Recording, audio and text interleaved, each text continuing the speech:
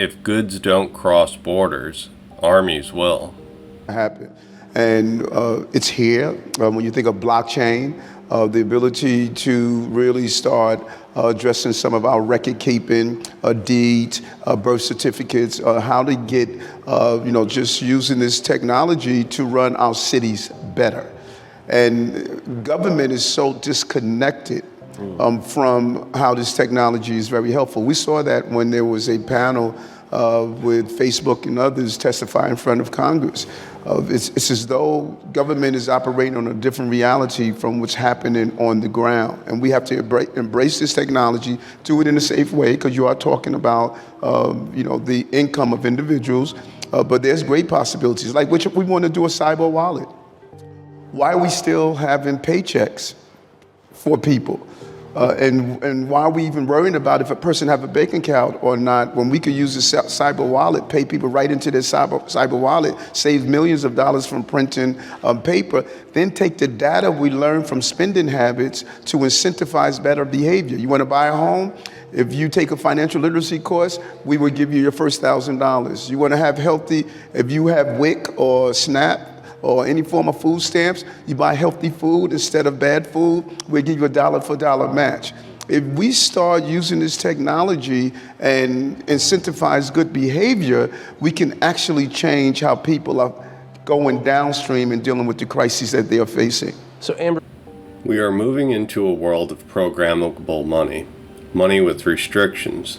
Modern monetary theory advocates for UBI, or Universal Basic Income, where the government pays you monthly. As the fiat system is being destroyed, UBI will be implemented to counteract inflation. This money will come with strings, where you can only use it on certain goods or services, giving control of the economy to the central planners in order to shape human behaviors. This show is sponsored by iTrustCapital. iTrust is a crypto and precious metals IRA that allows you to invest in crypto for your retirement. iTrust has announced conditional orders. This means that I can place an order to purchase Bitcoin if it reaches 28,000. I can walk away from my computer and I don't have to be glued to the screen. I can also set levels where I want to sell. Conditional buys and sells are a little bit different than limit orders. A conditional buy is triggered when the number is reached, and then market buys, and this adds more flexibility. With a limit order, I have to wait for the exact number to be reached and find a seller willing to pay that specific number. A limit order will only fill at 28,000, while a conditional buy will get triggered at 28,000, but will fill at 28,001 penny or 28,000 $1, whatever's close to your number. So be sure to check out iTrustCapital, and if you use my link iTrust.capital/Darren, you'll receive up to $100 in funding rewards just by using the link. The way the Congress works, as I learned when I was in government, is it's not actually 100 senators and 435 congressmen voting on things. It's really 6 or 8 members of leadership deciding what gets to come for a vote. And regrettably, there are a couple of people, mostly in the Senate, not the House, but there are a couple of very senior Democrats in the Senate who have decided that crypto is a problem. It's a problem. And I have a theory of why that is.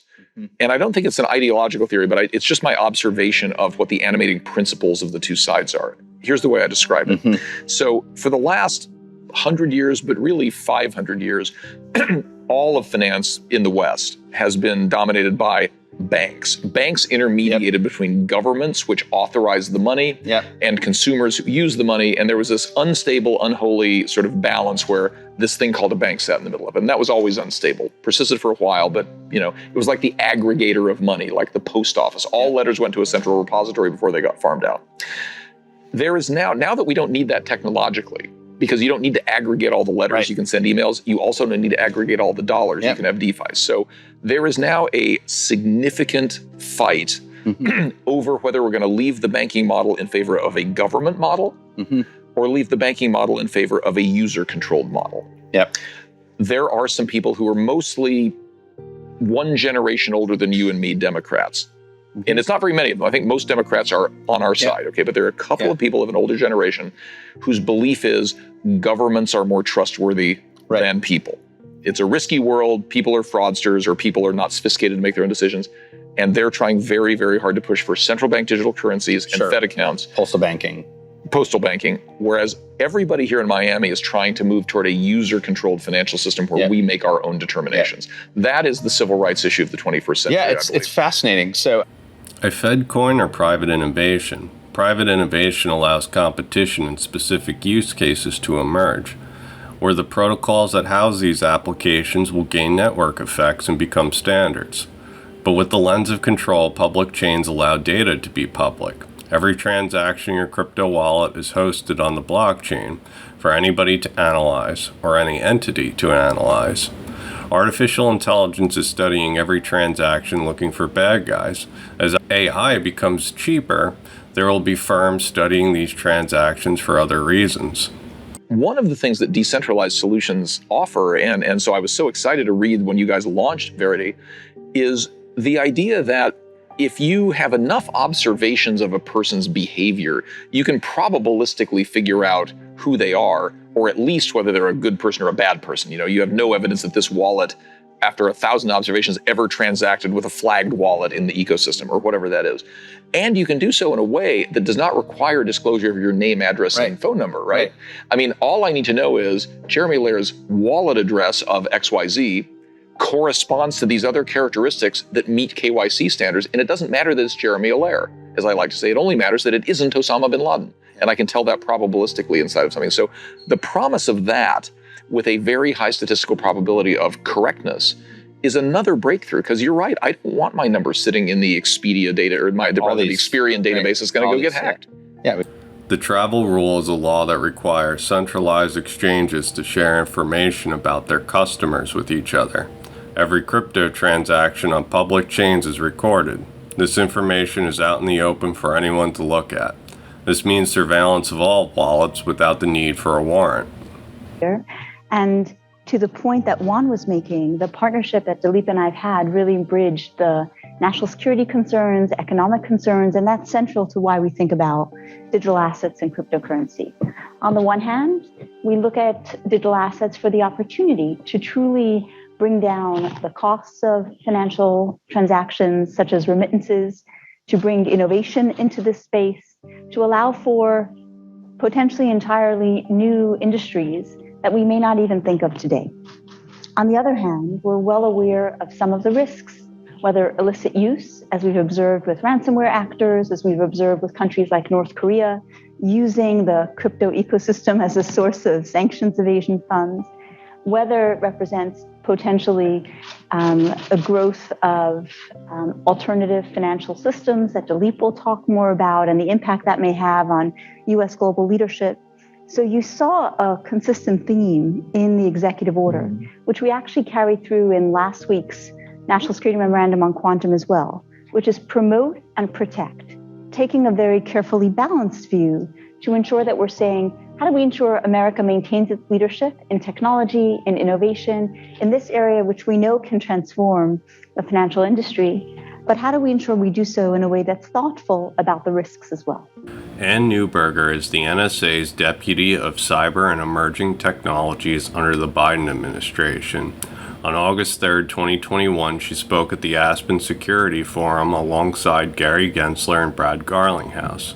Technology is a matter of national security because we are in a new Cold War, and the Biden administration is pushing for the CHIPS Act, which would promote semiconductor production in the United States. We have also seen an executive order for quantum computing, and of course an executive order for crypto assets and digital currencies.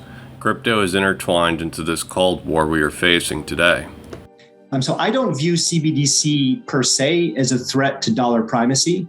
But what I think we should monitor really carefully, and this is why the EO places high urgency on our own research and development efforts, is that if CBDCs were to gain scale for cross-border transactions, number one, we would want to watch that really closely for the potential circumvention of sanctions.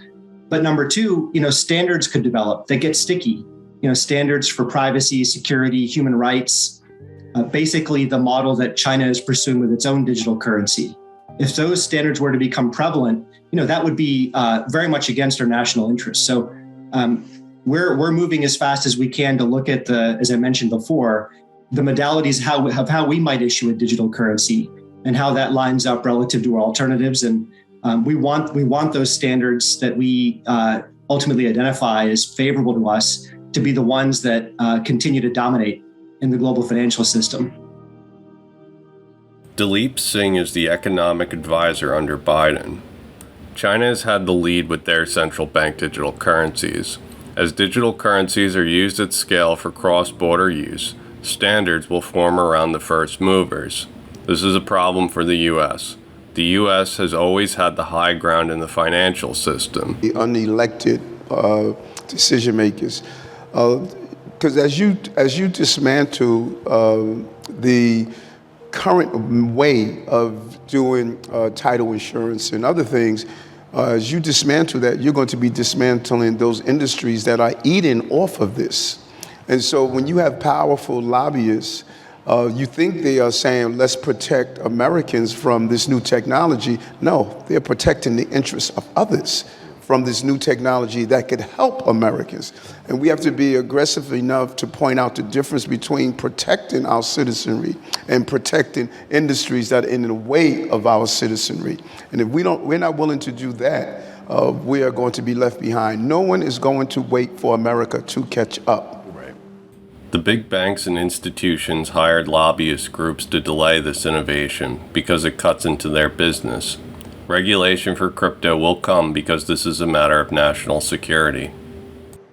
It's down by a lot, but we've gotten back to about the spring of last year in terms of the absolute level. So we've given up about a year. I felt pretty happy a year ago with where I was in terms of the value of my portfolio. So again, it's not Armageddon overall. There are some individual companies that have obviously suffered a lot worse than that. They were on the last time I was on. I said, be careful about the foamy end of the marketplace. I said, get out of that kind of stuff because so those things have gone down, which is not hard to predict. And look, there's right now the private markets move more slowly than the public markets because they don't have to mark to market every day. So there is still meaningful overvaluations in some of these rounds of venture investing. That'll eventually correct itself.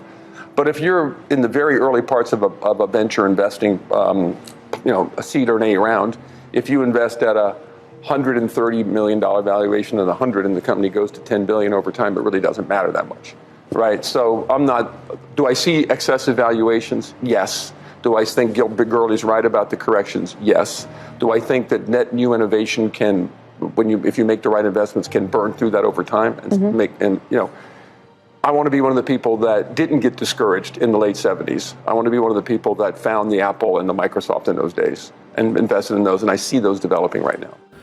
As the Fed fights inflation, the markets will sell off, and this allows overvalued assets to become fairly or undervalued. As assets lose nominal value, this puts pressure on the big banks and on the markets. Eventually something will break, and the Fed will have to reverse course. 2008 taught us that asset prices cannot fall, yet they are today. Eventually something breaks, and they will continue money printing. Government is the great fiction, through which everybody endeavors to live at the expense of everyone else. Thanks everyone, I hope you enjoyed the show. If you enjoy content like this and wish to support my channel, please consider joining my Patreon.